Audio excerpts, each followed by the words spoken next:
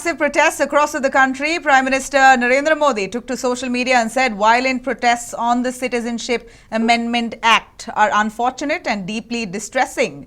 Debate, discussion and dissent are essential parts of the democracy, but never has damage to public property and disturbance of normal life been a part of our ethos. The Citizenship Amendment Act 2019 was passed by both houses of the parliament with overwhelming support. Large number of political parties and MPs supported this passage. This act illustrates India's centuries-old culture of acceptance, harmony, compassion and brotherhood.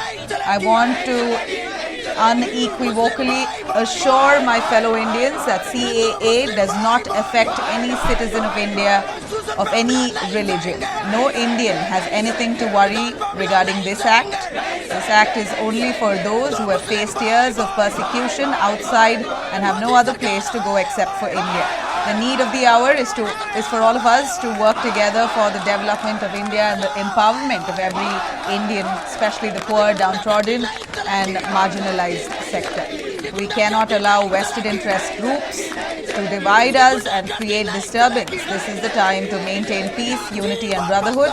It is my appeal to everyone to stay away from any sort of rumor mongering and falsehoods. This is a Twitter message put out by Prime Minister Narendra Modi, appealing to the lakhs of people across the country right now who are coming out in protest, demanding for the bill to be revoked or the act to be revoked or be amended for that matter, calling it unconstitutional and anything but secular.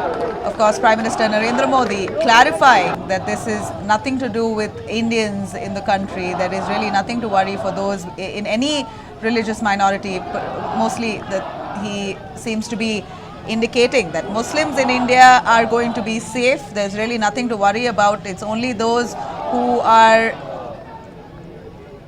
refugees in India who have come to the country because they were persecuted in their respective countries.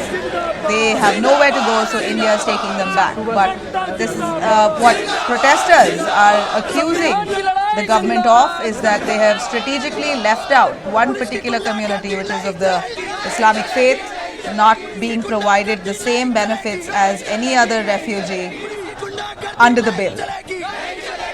Protests now ensuing in most parts of the country. Here you're looking at protesters outside Jamia Millia University, West Bengal right now, swelling. Protests there swelling to propositions that even the government, it seems like, isn't able to ignore. Many protests in Delhi as well, outside universities, and that resulted in a police lathi charge, making it a further mess, creating quite some violence there. Are protesters, whether out of vested interest, is it protesters are from the opposition parties or are they genuine protesters? All of this clarity yet to be obtained.